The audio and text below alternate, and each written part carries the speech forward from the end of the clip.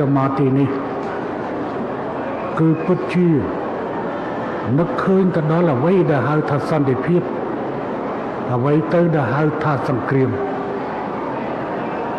ខ្ញុំថ្ងៃនេះពិតជាអណោយអាធម្មនឹកឃើញទៅដល់រឿងអតីតកាលដ៏ជូរចត់របស់យើង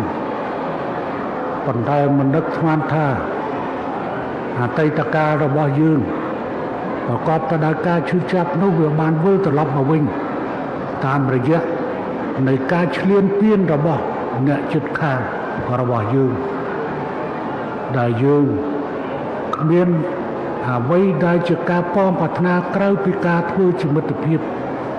និងធ្វើជាអ្នកជិតខាងល្អនោះទេនេះហើយដែលជាទង្វើដែលសូមឲ្យអន្តរជាតិត្រូវមើលឲ្យឃើញថាតើប្រទេសកម្ពុជាឬថៃ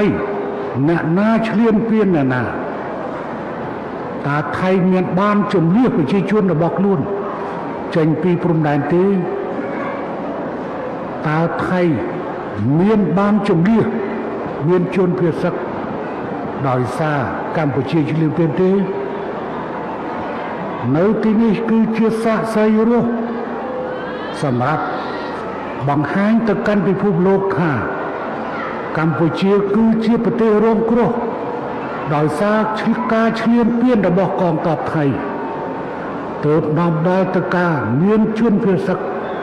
មករស់នៅទីនេះដែលជារឿងជាអកុសលហើយសូមឲ្យបរទេសទាំងឡាយដែលប្រកាន់សច្ចធម៌និងនិយមសន្តិភាពមើលឃើញឲ្យបានច្បាស់នៅទុក្ខសោកដែលប្រជាជនកម្ពុជារងគ្រោះដោយសារការឈ្លានពានរបស់កងទ័ពថៃយើងប្រាថ្នាធ្វើជាមិត្តប៉ុន្តែគេចិញ្ចឹមចិត្តម្ដងហើយម្ដងទៀតដណ្ដើមទឹកដីរបស់យើង